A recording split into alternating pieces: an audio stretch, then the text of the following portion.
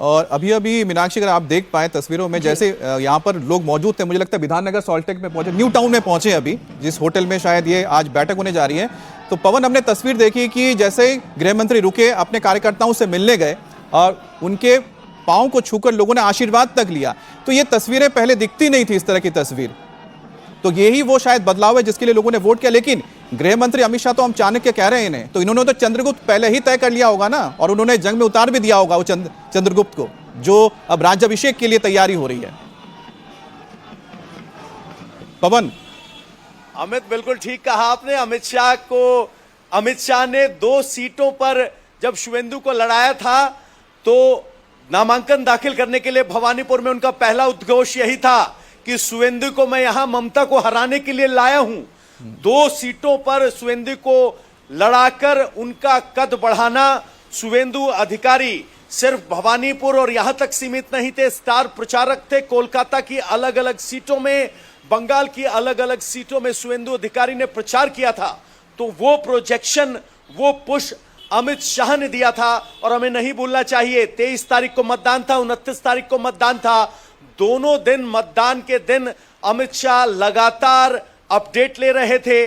Counting day वाले दिन अमित शाह लगातार शुवेंदु अधिकारी के संपर्क में थे और लगातार यह प्रोजेक्ट किया जाता रहा कि शुवेंदु अधिकारी को फ्री हैंड है। एलओपी के तौर पर जब जब बीजेपी को सड़क पर लड़ने की जरूरत पड़ी, शुवेंदु अधिकारी वहां पहुंचे, चाहे वो संदेश खाली हो, चाहे वो आरजीकर हो। अच्छा पवन, मैं आपको रोकना चाह रहा हूं। आपने जो नाम अभी लिया था शुवेंदु अधिकारी का, तो जैसे ही गृह मंत्री कोलकाता एयरपोर्ट पहुंचे, उनका स्वागत करने के लिए देखिए जो चेहरे सबसे पहले आए, वहां पर शुवेंदु अधिकारी सबसे पहले थे। इसके अलावा यहाँ पर दिलीप घोष मौजूद थे और साथ ही साथ यहाँ पर राहुल सिन्हा को देखा, यहाँ पर निशित प्रामाणिक भी पहुंचे हैं। तो तमाम बहुत महत्वपूर्ण चेहरे हैं निशित प्रामाणिक। बिल्कुल। और अभी तो सबकी नजर इसी बात पर लगी हुई होगी कि शुवेंदु अधिकारी का नाम यदि फिक्स हो गया है सीएम के तौर पर, तो फिर उप मुख्यमंत्री कौन होगा?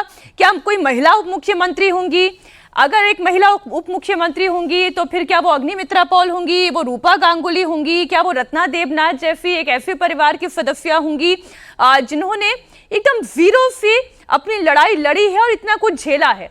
अभी निशित प्रामाणिक की मैंने बात की, दिलीप घोष जैसे एक ऐसे चेहरे को पसंद किया जाएगा। ये शुवेंदु अधिकारी को एक बार फिर से हम दिखा रहे हैं तस्वीरों में। या दिलीप घोष की हम बात कर लें, क्या दिलीप घोष को चुना जाएगा जो शुरुआत से भारतीय जनता पार्टी के फ्लैग बेयरर रहे और लड़ाई को शून्य से लड़ते रहे? अगर हम उस चुनाव की भी बात करें जब बीजेपी भले ही सत्ता से बाहर रह गई और शुवेंदु अधिकारी तब तक बीजेपी में शामिल नहीं हुए थे, तो लोकसभा में भी अगर भारतीय जनता पार्टी को 17 तक पहुंचाने की कारीगरी अगर किसी ने की तो उसमें दिलीप घोष का भी नाम रहा। तो किस किस को जगह दी जाएगी, ये बड़ा दिलचस्प होने जा रहा है। बिल्कुल। और पवन हमारे साथ जुड़े हुए हैं। पवन बता सकते हैं, क्योंकि पवन जो चेहरे हम देख रहे हैं, जो गृह मंत्री अमित शाह को यहाँ पर स्वागत करने के लिए एयरपोर्ट पर पहुंचे हैं, क्या इनमें से कुछ एक नाम जो हम बता रहे हैं वो भी मंत्री परिषद में शामिल हो सकते हैं? देखिए, मंत्रिपरिषद में कुछ नाम जो आगे चल रहे हैं उसमें अग्निमित्रा पॉल हैं और दिलीप घोष हैं। फॉर्मूला यह बताया जा रहा है कि 1 सीएम और 2 डिप्टी सीएम हो सकते हैं। बंगाल बड़ा प्रदेश है, लेकिन डिप्टी सीएम कौन होगा यह कहना थोड़ा मुश्किल है। लेकिन कुछ नाम मैं आपको जरूर बता देता हूं। कैबिनेट में शामिल होंगे आरजीकर के जो मां है रत्ना देवनाथ, वो कैबिनेट में हो सकती हैं। उत्तरपाड़ा से एक एनएसजी के एक्स कमांडो हैं जिन्होंने कल्याण बनर्जी के बेटे और मीनाक्षी को हराया है उत्तरपाड़ा से, वो हो सकते हैं। इसके अलावा माणिक तल्ला से विधायक हैं, वो इसमें हो सकते हैं। लेकिन 2 बड़े चेहरे कैबिनेट में होंगे ही होंगे, वो हैं अग्निमित्रा पॉल और दिलीप घोष। तो तस्वीरें आप देख रहे हैं गृह मंत्री अमित शाह के चेहरे पर वो उत्साह देखें। और खैर इस उत्साह के हर वाजिब कारण इस वक्त अमित शाह के पास हैं। एक तो जिस तरीके की मेहनत भारतीय जनता पार्टी ने की और फिर जिस तरह से जनता ने उन पर भरोसा जताया, भय के ऊपर भरोसे की जीत भी हुई। अब बहुत बड़ा दारोमदार इस वक्त पूरी बीजेपी पर है और जो भी मुख्यमंत्री बनता है और जो भी कैबिनेट का चेहरा होता है, तो पहली चुनौती तो यही है कि वहां पे इस गुंडा तंत्र, गुंडा कल्चर, पाड़ा कल्चर को पूरी तरह से खत्म करना है।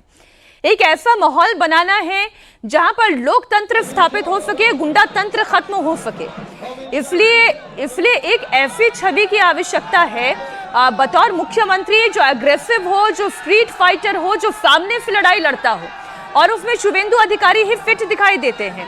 ममता बनर्जी को, सिटिंग सीएम को एक बार नहीं दो बार हराना, और नंदीग्राम में तो फिर भी छोटे मार्जिन से हराया। जब वो उनके गढ़ में भवानीपुर में पहुंचे तो और ज्यादा बड़े मार्जिन से ममता बनर्जी को हराया। तो इसका इनाम तो उन्हें मिलना ही चाहिए।